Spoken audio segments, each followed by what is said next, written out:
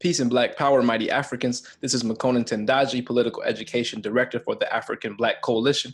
Today, we are going to be discussing Black August, its history, its significance, and what inspirations we can gather from it and apply them in our revolutionary organizing work today. So first, what is Black August?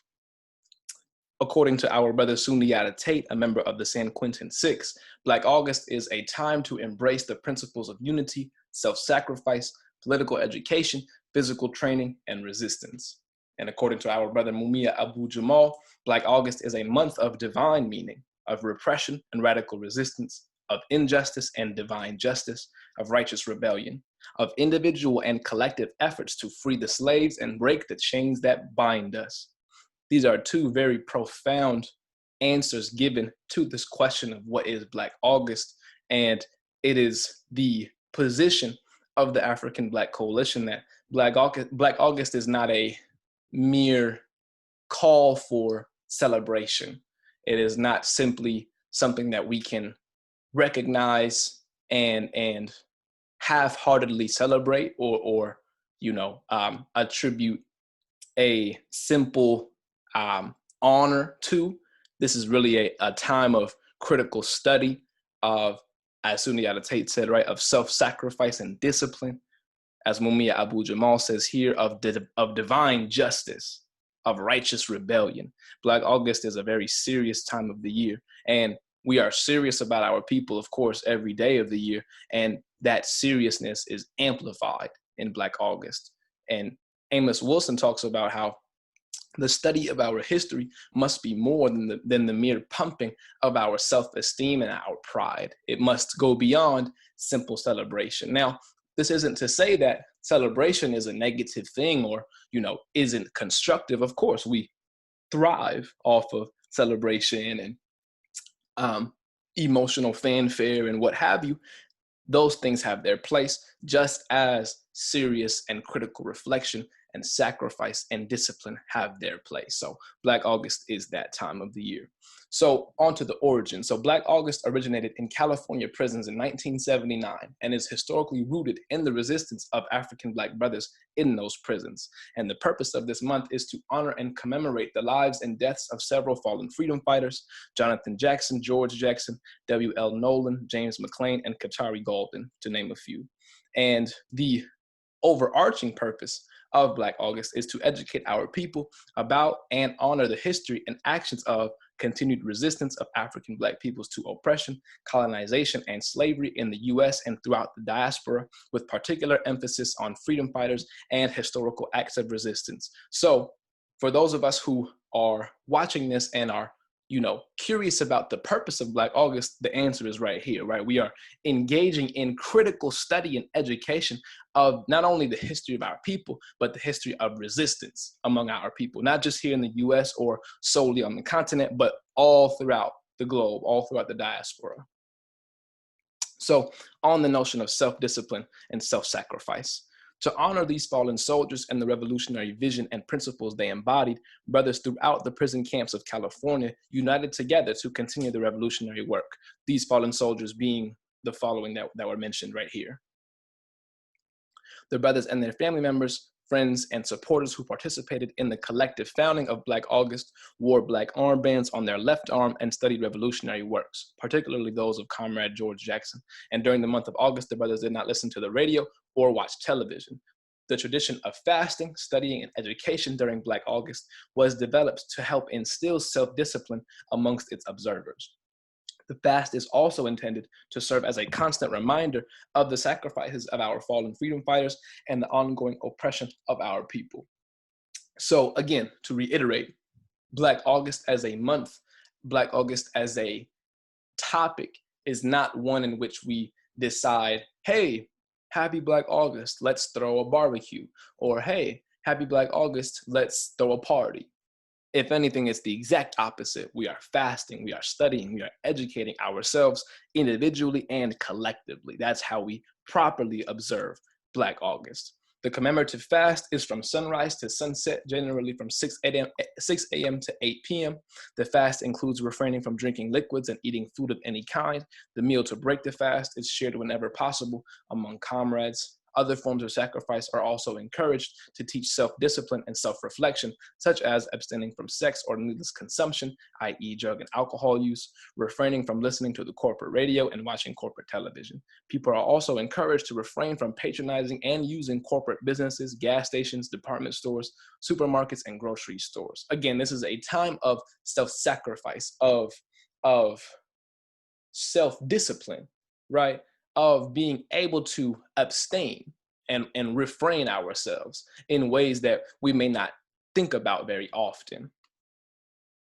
And Black August, though it has its origins in the late 1970s, has undergone an evolution in terms of how it is observed, right? So early on, the Black August practice and tradition also observed not only the sacrifices of the brothers in California's concentration camps, AKA prisons, but to commemorate the acts of rebellion and resistance that occurred within those camps and by other Black/New African prisoners, prisoners of war, and freedom fighters.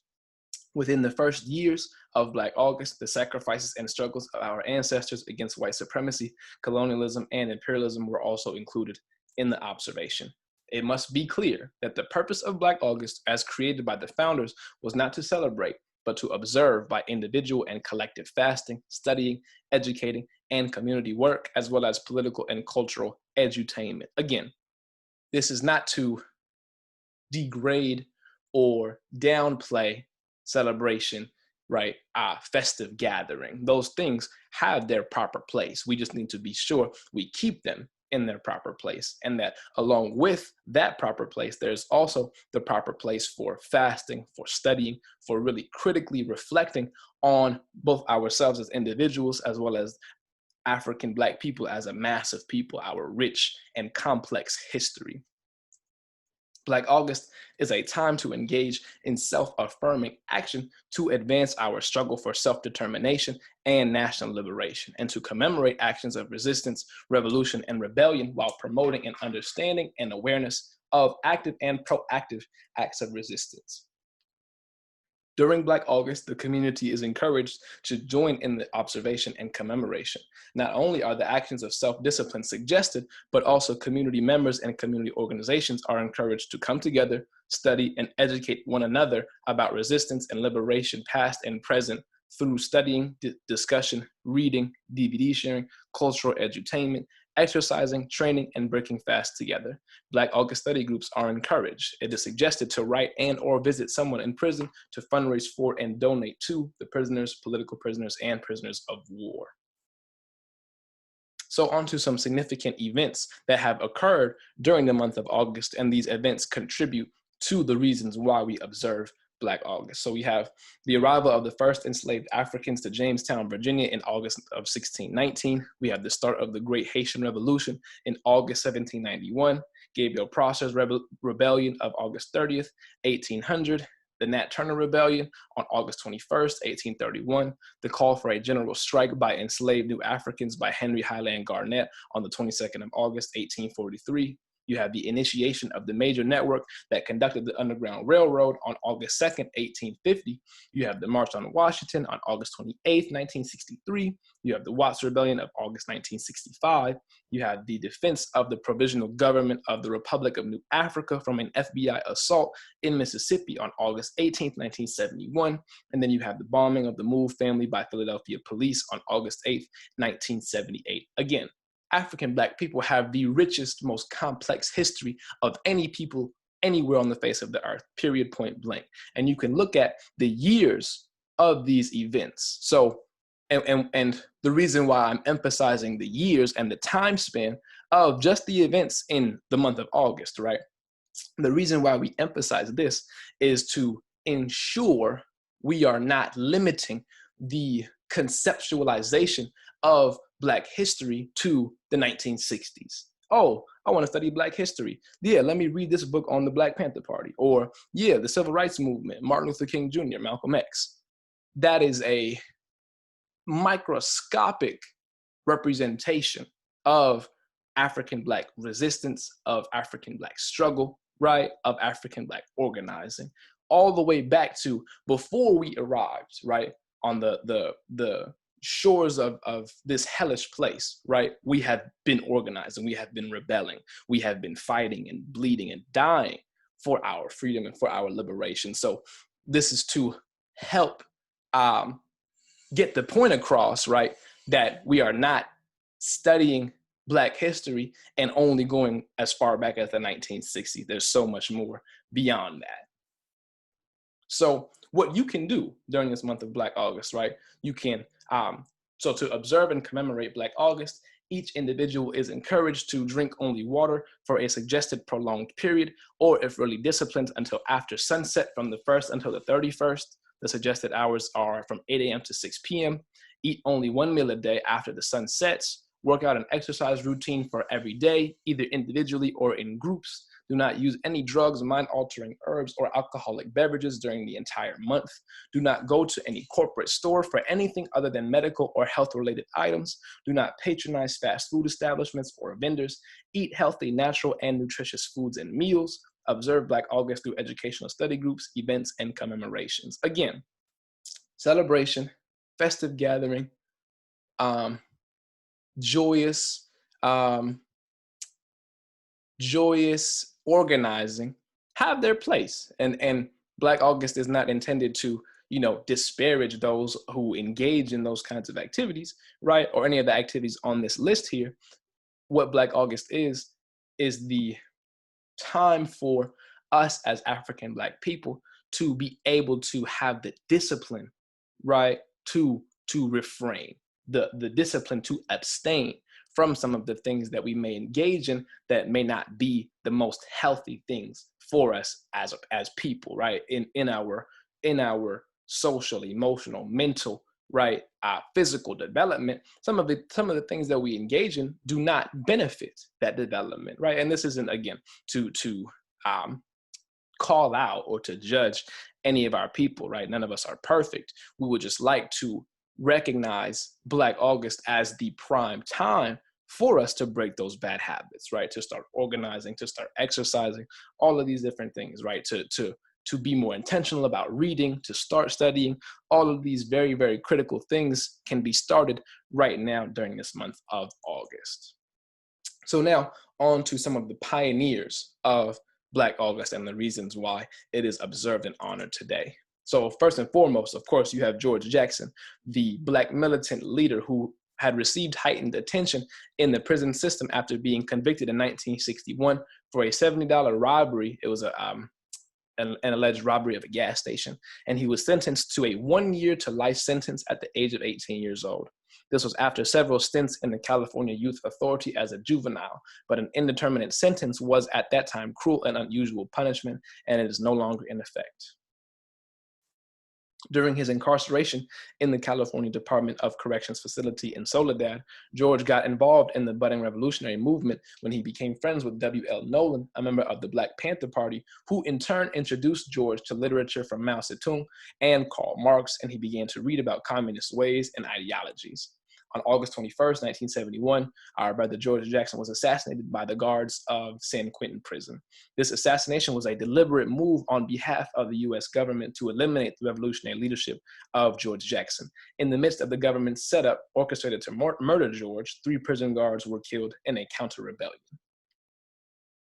Then you also have Qatari Gaulden. Qatari was a prominent leader of the Black guerrilla family. After George Jackson was assassinated, he was a leading force in the formation of Black August, particularly its historical and ideological foundations. Qatari, like many of the unnamed freedom fighters of the BGF, Black guerrilla family, and the revolutionary prison movement of the 1970s, was murdered at San Quentin prison in 1978 to eliminate his leadership and destroy the resistance movement. Ashe to our brother. Then we have Jonathan Jackson. On August 7th, 1970, at the age of 17, Jonathan Peter Jackson took 3 guns registered to his mentor and confidant, Angela Davis, into the Marion County Hall of Justice, where Judge Harold Haley was presiding over the trial of San Quentin inmate James McClain. He then drew weapons from his satchel, and with the assistance of McClain and Black Panther inmates Russell McGee and William A. Christmas, took Judge Haley, Deputy District Attorney Gary Thomas, and 3 female jurors hostage. And as a result of this county takeover, our brother Jonathan Jackson lost his life in the subsequent police pursuit that followed, right, at the age of 17 years old again. Then we have Ruchel Magee. He is the longest held political prisoner in the United States, having been locked up since 1963. Politicized in prison, he later participated in the Marion County Courthouse Rebellion, the attempted liberation of political prisoner George Jackson. He pled guilty to the charge of aggravated kidnapping for his part in the assault. In return for his plea, the Attorney General asked the court to dismiss the charge of murder, Magee being the shooter of Judge Haley. He later attempted unsuccessfully to withdraw his plea and was sentenced in 1975 to life in prison. He has lost numerous bids for parole. He has also worked tirelessly as a jailhouse lawyer, working on his own case and helping many other prisoners win their freedom. So our brother is locked up right now as we speak, as you watch this video. Again, when we study our history, we need to be clear that those of our people who have engaged in struggle and have ultimately ended up suffering the consequences or paying the price, so to speak, are still alive today. So the idea that studying our history is this long ago, far away thing to do is incorrect. Our history of struggle, of radical resistance and righteous rebellion is very much current and is very much critical and important for us to study today, because it did not happen that long ago. Those of our people who have engaged in the struggle during Black August, right, in the formation of it as a time of commemoration, are still living to this day. He had been in LA, Ruchel Magee, for 6 months when he and his cousin Leroy got in a fight over a $10 bag of marijuana. In court, the two ended up with trumped-up charges of kidnapping and robbery, and he was given life in prison. While in prison, he began learning the long and rich history of Black liberation. He adopted the middle name of Sink after the enslaved African who led the takeover of the slave ship Amistad, which eventually led to the freedom of all the slaves on board. He began petitioning his unjust sentence to no avail. Although critically wounded on August 7, 1970, he was the sole survivor among the 4 brave Black men who conducted the courthouse slave rebellion, leaving him to be charged with everything they could throw at him. These are the sources to all of the information that you were just presented with. Again, we wanted to do just a basic fundamental discussion on Black August, right? What it is, what you can do to participate, to observe, right? Giving you the names and the backgrounds of some of the pioneers of it. Again, to reiterate, the study of our people, the study of our struggle, is a thing that needs to be taken very, very seriously.